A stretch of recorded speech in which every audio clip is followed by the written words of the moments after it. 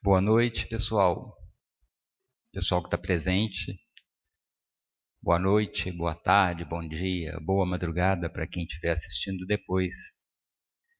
De novo, uma alegria estar aqui com vocês na Associação Médico Espírita para apresentar hoje um tema também muito denso. Eu estou ficando bom em apresentar tema denso, né?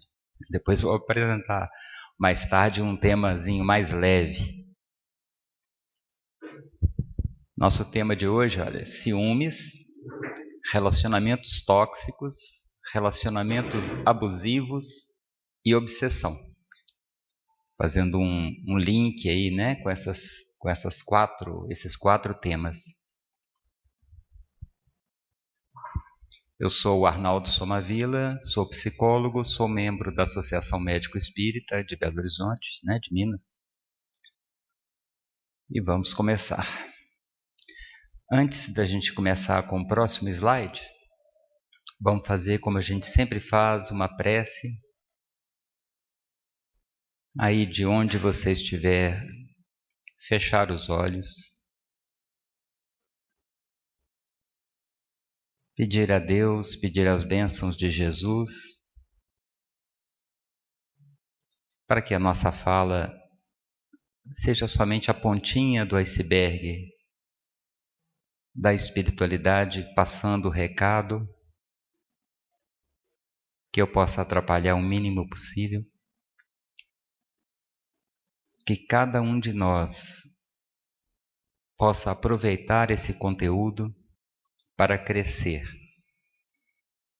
São temas sensíveis, podem deflagrar algumas emoções, mas vamos confiar em Deus, porque quem estiver vivendo momentos parecidos com esses que vão ser narrados aqui,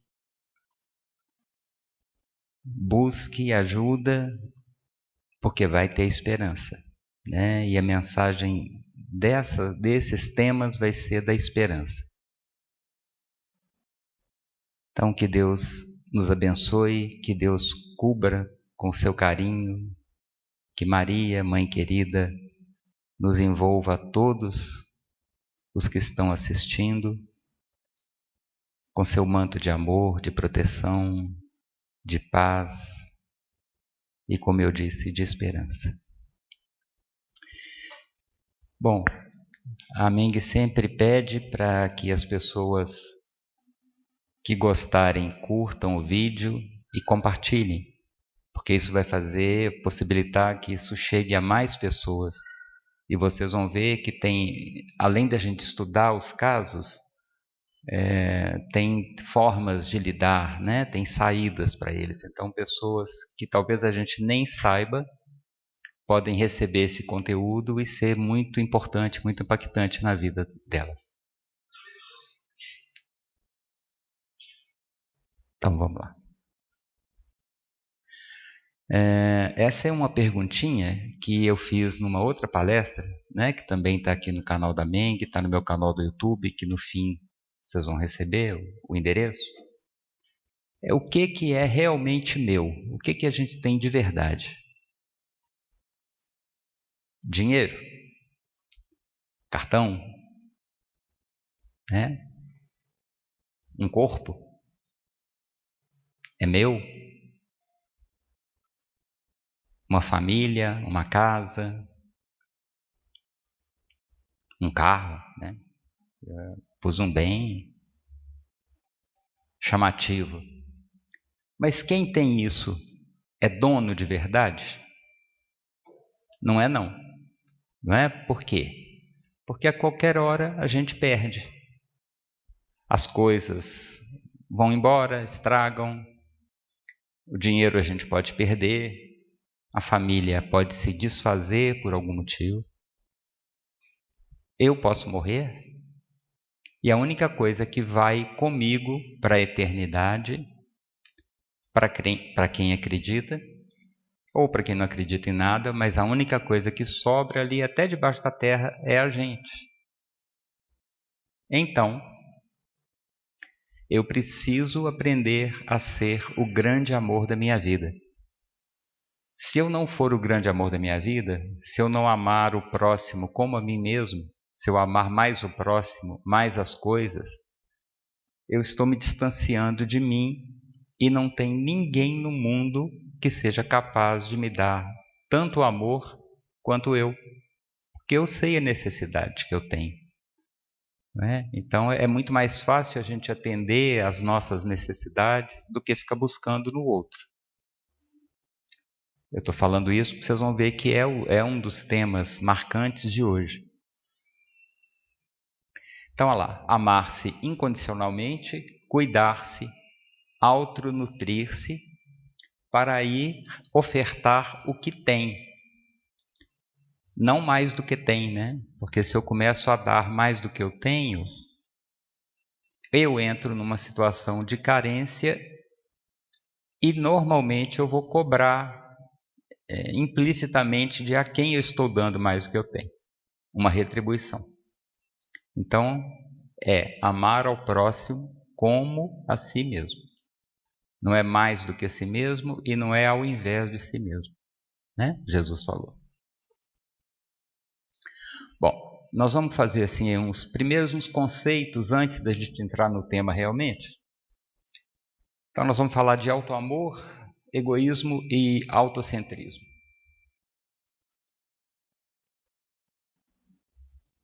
Agora é um desafio para os meus olhos. Autoamor. O autoamor induz a elevação dos sentimentos e a conquista de valores éticos que promovem o indivíduo e iluminam interiormente. De onde que é isso? O ser consciente da Joana de Ângeles. Então, olha só. Elevação de sentimento, conquista de valores éticos. Não é amar a si mesmo, oba, é tudo para mim, sou eu, né? É junto com esses valores éticos que iluminam e que depois vocês vão ver, vai fazer interagir com o meio ambiente, vai interagir com os outros. O egoísmo. O egoísta tem para dar, mas não compartilha. Ele só pensa e foca em si, não percebe o mundo e as interações, ele não percebe como é que ele afeta as pessoas, como é que as pessoas afetam ele não quer se relacionar mesmo. E a frase típica é: eu somente ajo em meu benefício por me amar demais. Então, como eu me amo muito, o melhor vai ser para mim, tudo para mim, porque eu estou fazendo por mim, né? Já o egocentrismo, muita gente confunde com o egoísmo. O egocêntrico, ele quer ser o centro das atenções. Ele quer que todos os olhos se voltem para ele. Tudo é por causa dele. Não vê o outro. E a frase é: entreguem o que eu desejo para que eu me sinta querido, sinta amado. Tá? Então vocês veem que são 3 perfis bem diferentes.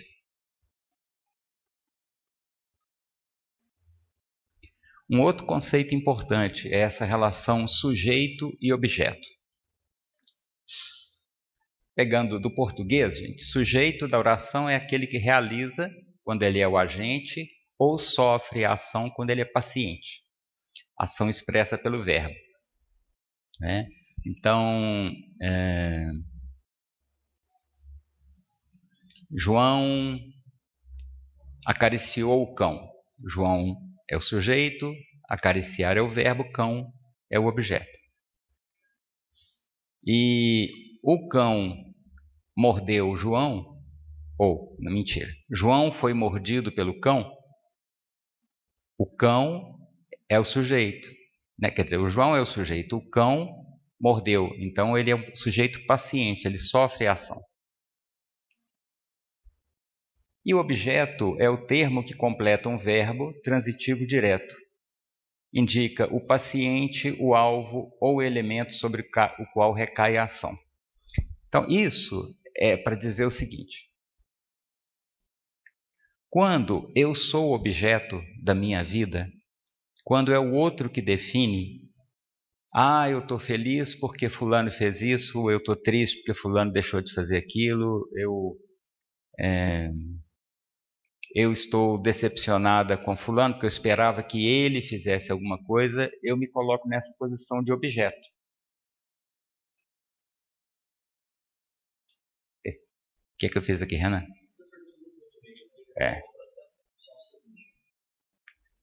Eu apertei o botão errado aqui no controle, no passador.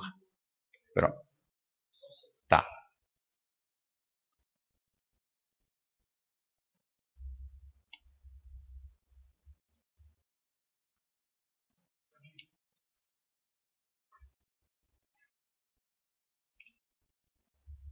Pois é, então eu estava dizendo, quando a pessoa se coloca como objeto da vida, ela não pode fazer nada, porque o objeto não pode cometer ação nenhuma. Ela fica na expectativa de que o outro faça a ação. Isso é um problema seríssimo nos relacionamentos, né? A pessoa às vezes se coloca como a vítima e a vítima não pode fazer nada a não ser chorar, sofrer, não se mover, ficar com medo. O sujeito é o outro.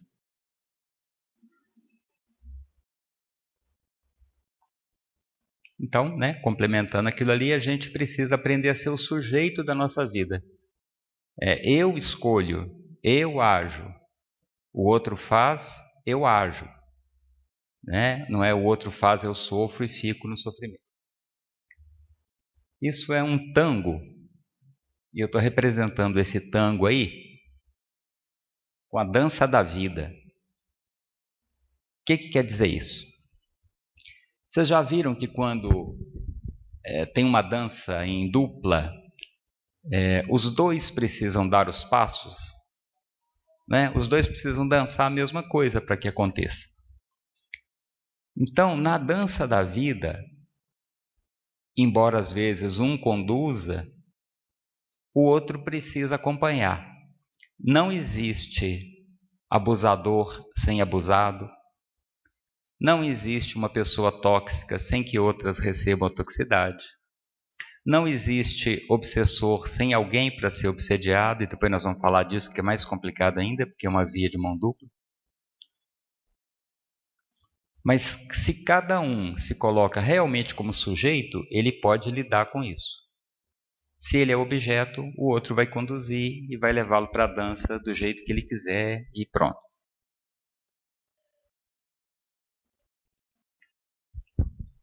Bom, agora umas frases. Essa aqui é do Espiritismo em sua expressão mais simples, do Allan Kardec. O egoísmo, o orgulho, a vaidade, a ambição, a cupidez, o ódio, a inveja, o ciúme, a maledicência são para a alma ervas venenosas, das quais é preciso todos os dias arrancar alguns brotos e que tem por antídoto a caridade e a humildade. Essa aí é a chavezinha que a gente vai usar durante o nosso percurso inteiro. Tá? Todos nós temos essas ervas daninhas dentro da gente. Não é privilégio, né? Todos nós da humanidade possuímos. A gente precisa observar e não deixar crescer. E a outra frase da questão 785 do Livro dos Espíritos, do Allan Kardec, ele perguntou: qual seria o maior obstáculo ao progresso da humanidade? E os espíritos responderam: o orgulho e o egoísmo. Refiro-me ao progresso moral porque o intelectual se efetua sempre.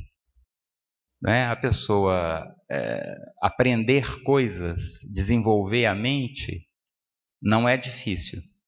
Desenvolver-se moralmente que é complicado.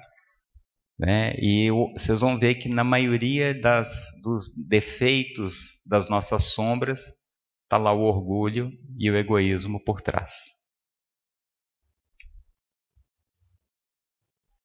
Deixa eu tomar uma aguinha.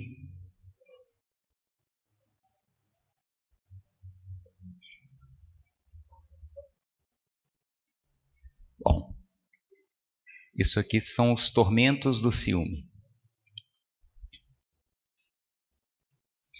É um homem com a cara ruim, né? Atrás de uma cerca, olhando para alguma coisa que ele não deve estar gostando.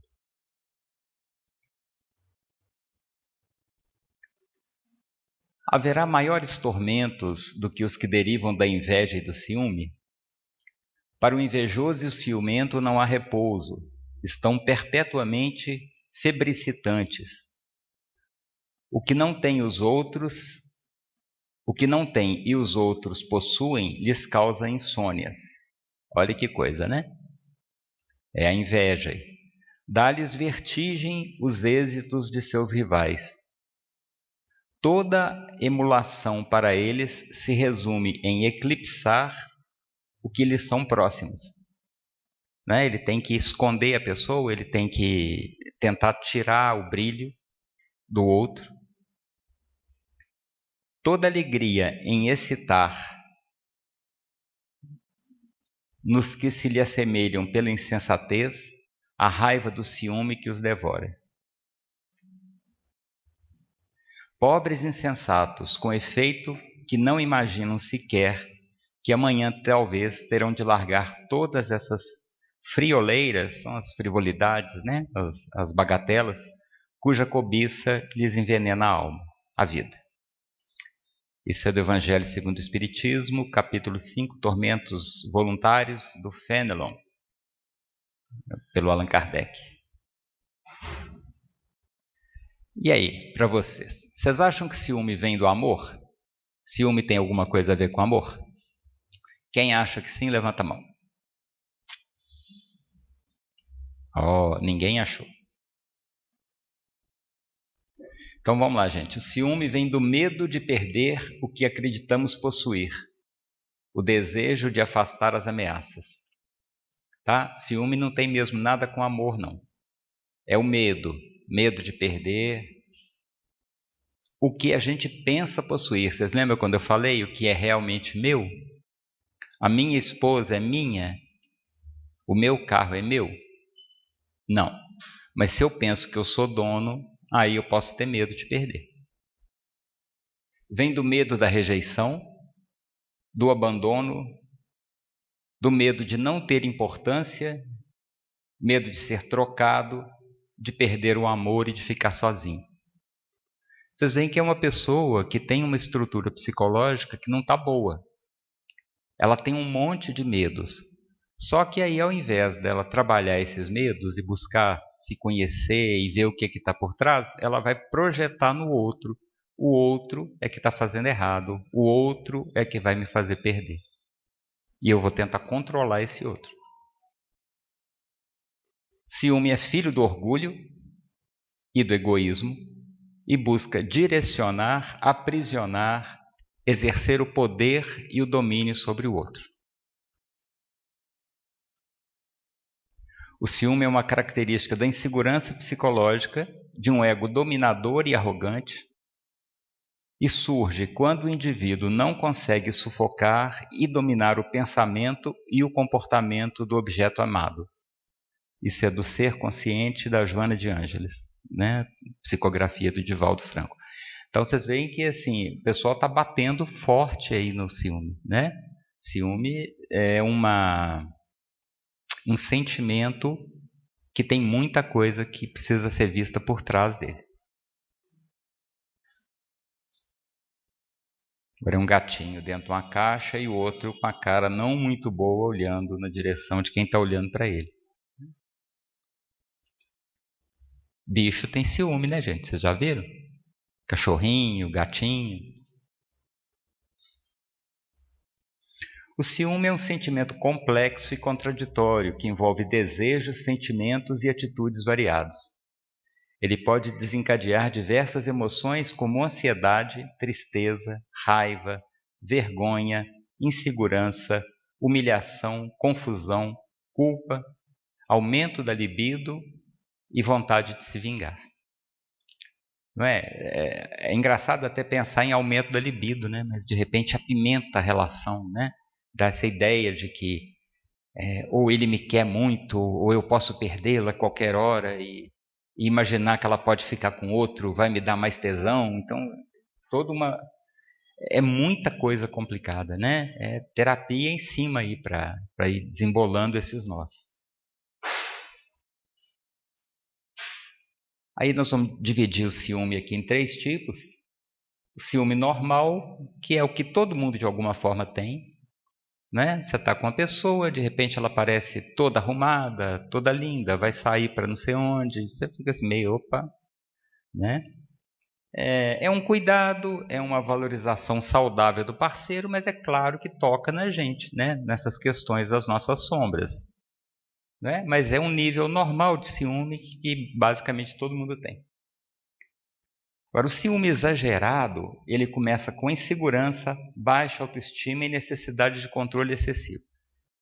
Então aí eu começo a ter medo de perder mesmo e achar que eu vou perder e que se eu não controlar tudo, eu vou perder. E depois a gente chega no ciúme patológico. O ciúme patológico já foge da realidade. A pessoa começa a ter ciúme do passado, ele começa a ver coisas, ver sinais em várias situações, chega a ter delírios, não é? Eu vi como ela te olhou, eu vi como você estava sentado, onde é que você está mexendo no celular, quem é esse tal de iFood, né? E por aí vai. E é uma tentativa de controle o tempo inteiro.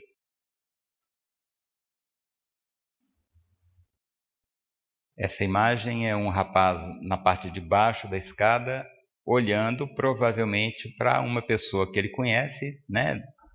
Um parceiro, uma parceira que está descendo junto com outra pessoa. E ele parece que não está com a cara muito boa, não. Estava esperando a pessoa passar, né?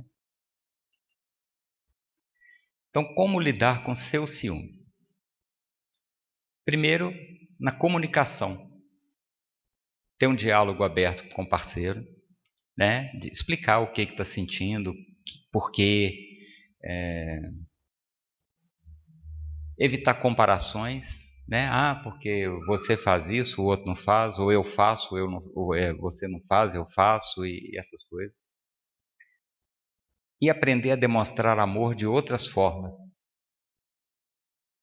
Nesse diálogo aberto com o parceiro, inclusive, falar, às vezes, de traumas, de contar de outras situações, né? Para que o parceiro também possa sugerir a busca de uma ajuda, ou, de repente, encontrar um acordo no relacionamento que não incomode, né? Uma adaptação que sempre é necessária.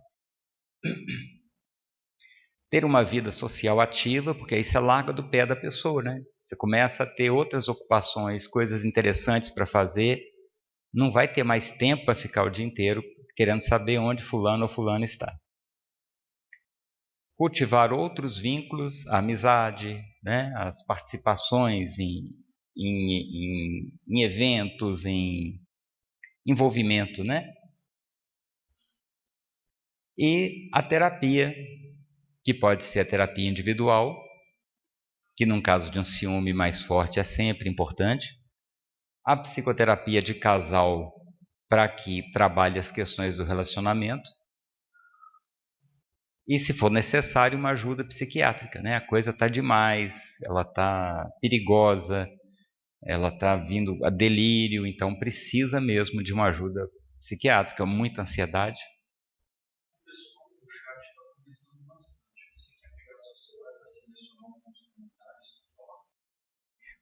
Deixa eu ver.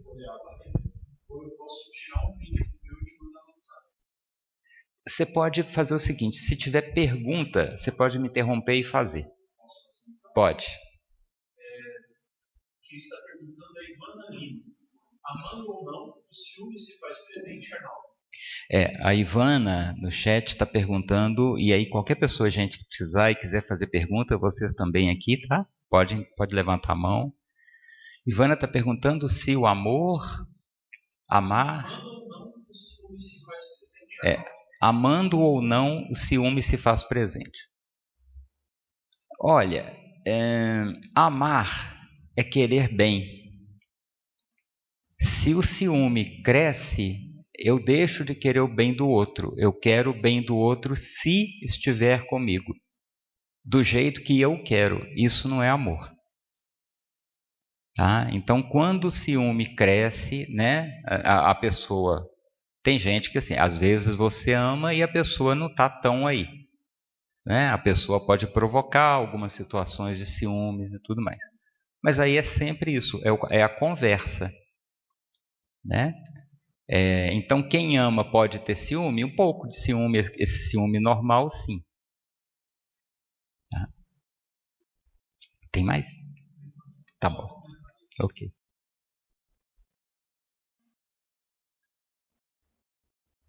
E agora, como lidar com o ciúme do parceiro? Primeiro, tomando água.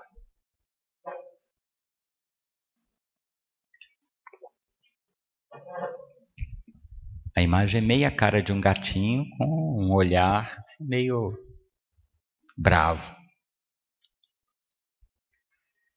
Primeira coisa é tentar conhecer o parceiro, né? Aquilo que eu falei da conversa, do diálogo, saber das inseguranças, da história, de traumas, se ele quiser falar, né? Porque aí ajuda a encaminhar para uma ajuda. Ou de repente ele desabafa e começa a ver que ele na verdade está projetando, né?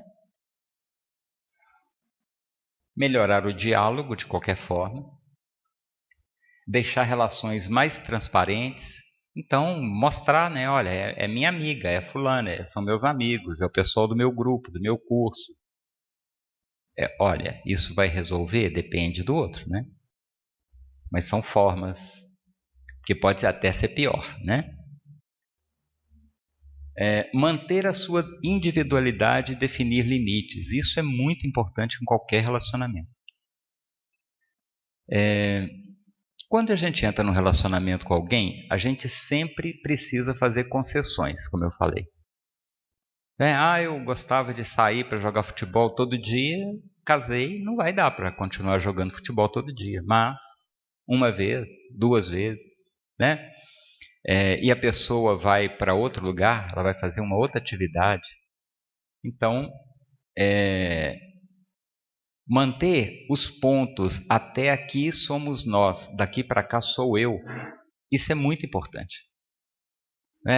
Vou deixar, agora não tenho mais amigos, eu não tenho mais nada, eu vivo em função dele, não é? Vamos imaginar, a mulher trabalha o dia inteiro, o marido trabalha o dia inteiro, ou a mulher fica em casa, né? Mulher eu estou dando exemplo, mas pode ser homem também.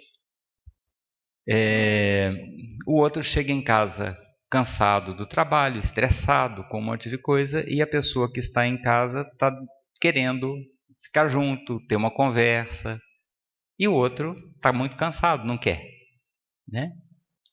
Aí essa pessoa que está lá esperando, ela pode entrar nessa posição de vítima e pensar, meu Deus, ele não gosta de mim, ele não me quer, e não sei o quê. Não, então cuida da sua vida também e vocês, casal, encontrem espaço para as atividades em conjunto. Vamos imaginar assim, 20% da minha vida é meu, 20% da minha vida são atividades que eu vou fazer com meu parceiro ou minha parceira, e o restante da vida eu vou usar para estudar, para trabalhar, para ficar em casa assistindo televisão, às vezes cada um lá no seu canto, né, do seu próprio espaço. Quando confluencia demais, mistura demais, né? Tem pessoas, por exemplo, eu conheci uma moça que eu atendi, que ela ia com o namorado em tudo. Tudo. Ela não gostava de futebol, mas ele não perdia um jogo do Atlético, ela ia junto. Ele ficava nas festas até tarde, ela ficava. Ele era o primeiro a chegar, o último a sair. Geralmente saía bêbado, ela ficava o tempo inteiro, porque ela queria ser presente. Mas ela não fazia o que ela queria. Ela ficava por conta dele. Até que um dia ele se cansou dela e largou. E quando estavam juntos, ele queria ficar no celular ou no videogame. E ela ficou profundamente magoada pelo sacrifício, entre aspas, que ela tinha feito de acompanhá-lo em tudo, e ele não a acompanhava em nada. Mas ela também nem tinha história para que ele acompanhasse. Esses pactos de coexistência é isso, né? Nós vamos combinar que vai ser assim, na sexta-feira é a nossa noite de sair juntos, né? Todo sábado a gente vai fazer não sei o quê, na noite de quarta nós vamos fazer não sei o que lá, e aí Né? Olha, você para de implicar com a minha roupa, eu tento usar uma roupa que não chame tanta atenção, mas vamos combinando, né? Cada um aí encontrando o que pode ceder e o que não pode ceder. E a psicoterapia individual, que é muito importante para lidar com esse ciúme. E a psicoterapia de casal, se quiser e o outro estiver disposto a trabalhar essa relação. Eu gosto de psicoterapia de casal quando as pessoas fazem psicoterapia individual, sabe? Porque senão pode acontecer só uma solução superficial, ou então a terapia vira aquele espaço que um vai reclamar do outro. Né?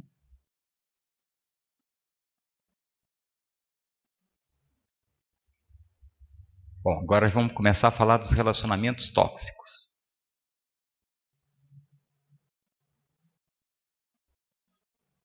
Vocês vão ver que eles são diferentes dos relacionamentos abusivos, tá?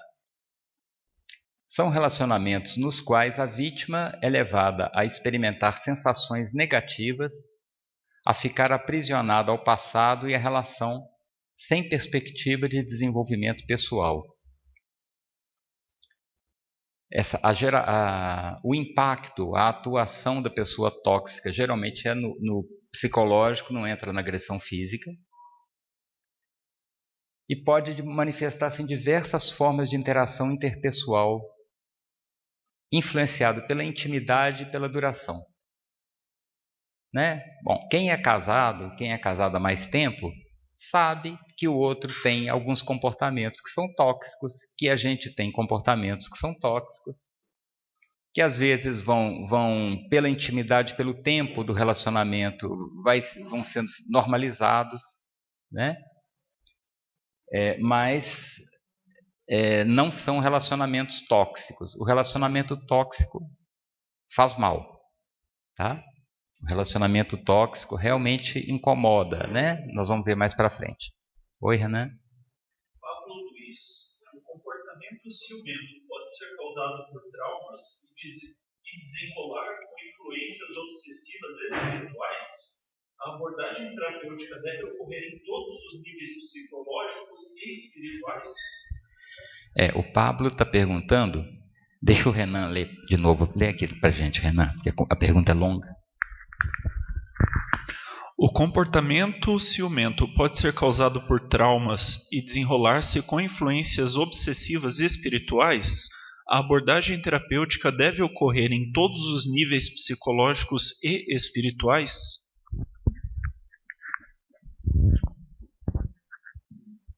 Sim, para todas as perguntas. O ciúmes pode ser provocado, né? Ter um nascedouro. Nós vamos ver daqui a pouco que a coisa assim vem muitas vezes de outras existências, né? Mas aqui nessa vida pode ser algum trauma, pode ter causado uma situação, um medo de abandono, a pessoa deu tudo, né, que não devia dar e perdeu, e pode imaginar que pode acontecer de novo. Influência espiritual, nós vamos ver daqui a pouco, tem sim, normalmente tem muita, e o ideal seria trabalhar essas questões em todos os âmbitos, né? Médico, se for necessário, psicológico, sim, e espiritual também. Nós vamos chegar nessa parte que quando entrar na parte de obsessão, a gente vai falar disso, tá? Isso é uma pessoa com uma máscara de gás e com fumaça em volta. Características dos relacionamentos tóxicos. Falta de apoio mútuo pela competição, desrespeito e muitas vezes conflito. Gente, relacionamento tóxico não é só entre casal não, tá? Pode ser na família, né? Pode ser aquela pessoa chata, que fica colocando defeito em tudo, que fica apontando o dedo, né? Que tem mania de perfeição, que tem mania de limpeza, a pessoa vítima, a pessoa autoritária dentro de casa, né? No trabalho. Então pode ser, tem vários comportamentos tóxicos, né? E a pessoa que se mantém nesse comportamento, ela acaba fazendo sendo o tóxico do relacionamento. Então, às vezes, é competição, né? Eu tenho que ser sempre mais, né? Tem pessoas, por exemplo, que a irmã tem que ser a última bala do pacote, sei lá, né? A bala chita, como falava antigamente. Então, tudo é para a irmã precisa ser o centro das atenções, ela não entende ninguém mais e tudo é para ela. E muitas vezes vai dar conflito, porque às vezes a pessoa que está recebendo não vai aceitar e vira confusão. Muitas vezes essa relação tóxica, essa toxicidade não é intencional, a pessoa não quer fazer mal, ela só é assim, né? Ou ela é chata, ela é baixo astral, ela é vítima, não é para fazer mal para ninguém, né? Diretamente. Embora às vezes sim.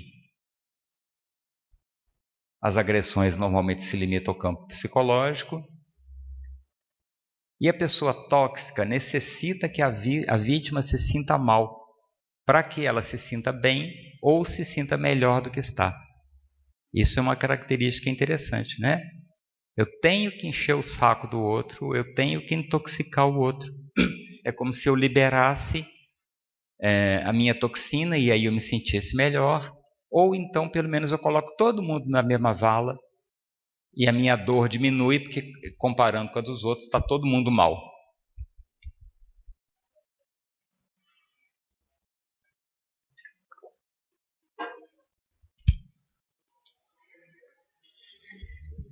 O tóxico geralmente não percebe a sua toxicidade e o mal que ela provoca. Sente-se culpado e arrependido quando reconhece o seu comportamento, porque não tem a intenção de machucar a vítima. Então, às vezes, quando aí a pessoa vê, outras pessoas falam, 1, 2, 3, a pessoa começa a perceber que ela é tóxica mesmo e desculpa, foi mal, né? Daí a mudar é outra história. É um homem fumando a imagem. Então, as características das pessoas tóxicas.